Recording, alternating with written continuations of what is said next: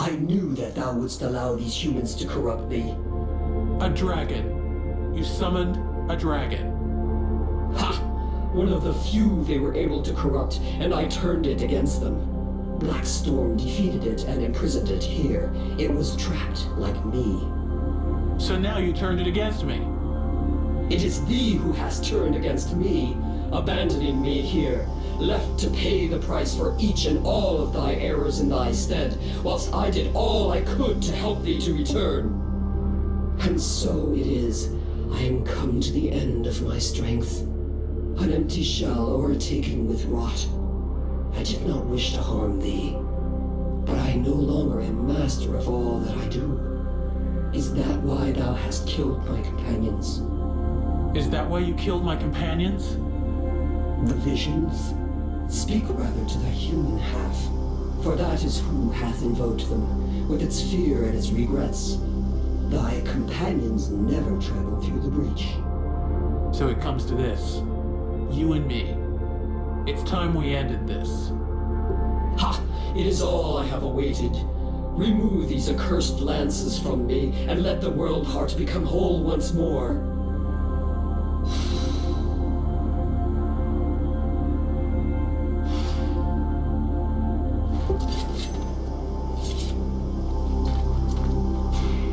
So, this is what the world heart looks like?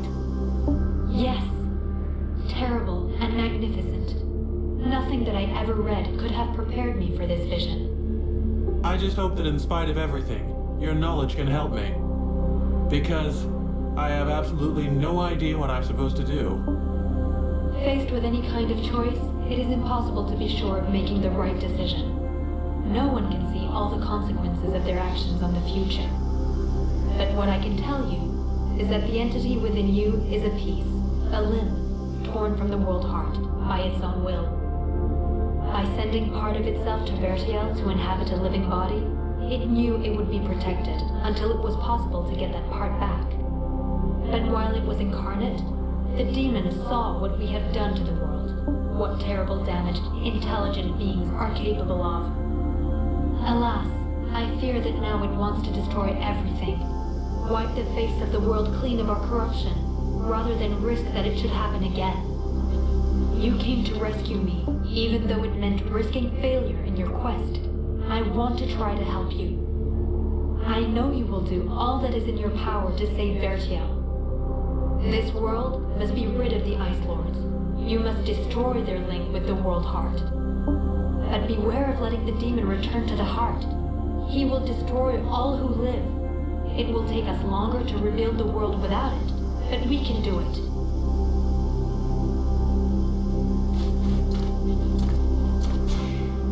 We're here, Randall. This is the world heart. The heart of the one who is just is often plagued with doubts, but it always speaks true at the last. When faced with the ultimate choice, the mercenary will remember her duty, and all will be resolved. The life of the knight has been spared by his friend. Now it is the fate of the world that is at stake. The faithful friend will remember her duty. The Ice Lords must perish.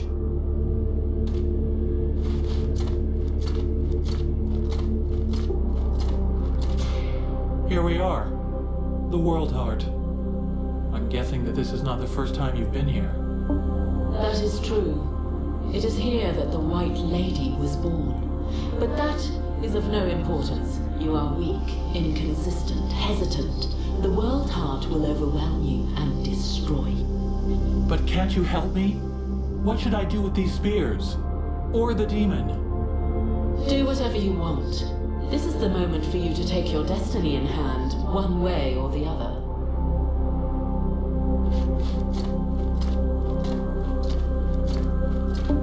The flame will burn bright anew, and the necromancers will be the first into the fire.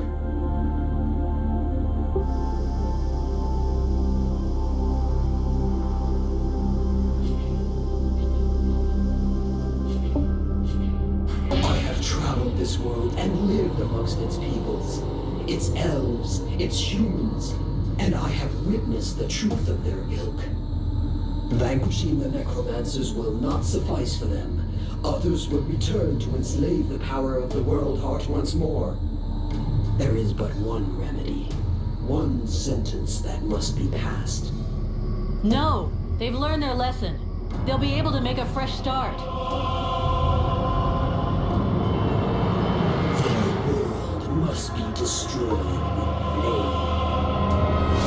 No, please, give them a chance. Think of those who helped us. We can't just condemn all of humanity.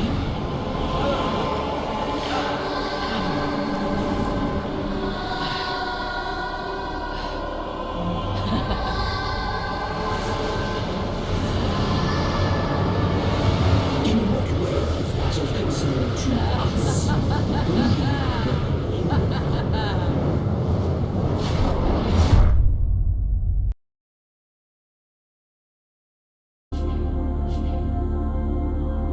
We don't need to go that far. All we need is to remove these spears, and the necromancers will be left powerless. As powerless as when they enslaved the world heart? No, it will not suffice. They must be annihilated. I'll track them down. The dead walkers will be gone, the survivors will have a chance, and Vertiel will be rebuilt, little by little. Little by little? It would take centuries, nay, thousands of years for thy world to rebuild its energy. The world heart hath not been remade whole. Thou must permit me to rejoin with mine other half. So that you can take over and burn Vertiel? No thanks. I am the most powerful being in the two worlds. I've got responsibilities. Thou wouldst use me to reign over them, as did the necromancers. How long dost thou imagine that I shall allow thee to use me in this way? I don't know, but you'd better get used to it. You were the one talking about centuries and thousands of years before our worlds can be rebuilt. And I plan on being right there to keep an eye on them. Meanwhile, let me enjoy this victory in silence. Do you mind?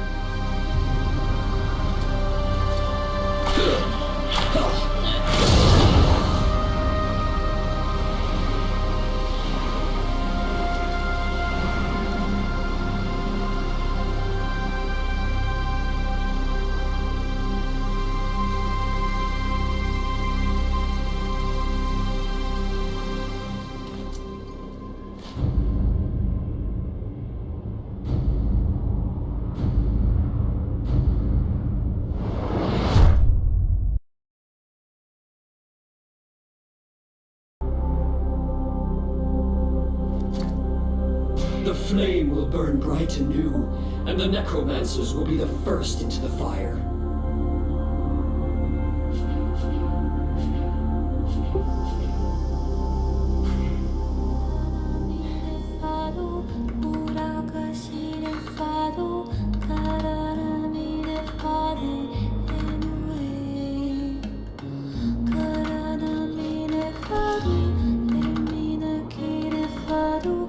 If I remove these spears, the Ice Lords will lose their power. But what will happen to Vertiel?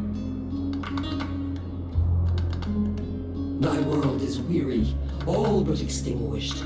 Nothing remains to be saved. It must be cleansed. But inside me is all the power necessary to regenerate my world. At the cost of mine?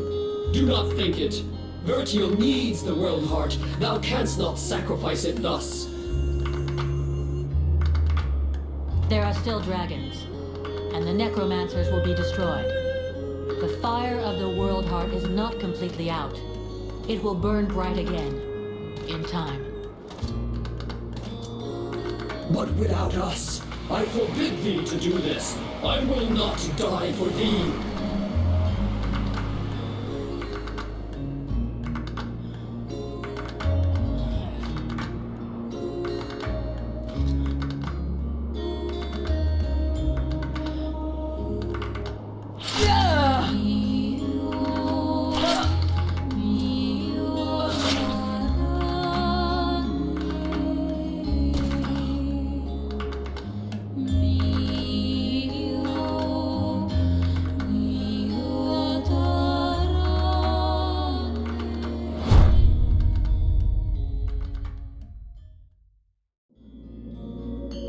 And so ends the tragic, though nonetheless heroic tale of Vulcan half-demon.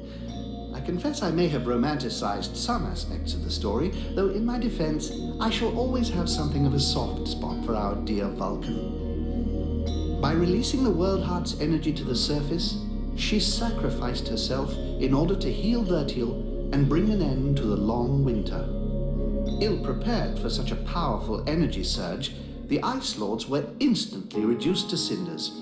I can tell you, no tears were shed at that funeral. Of course, it was only a few centuries before other would-be mages attempted to follow in their footsteps, though what wonderful centuries they were.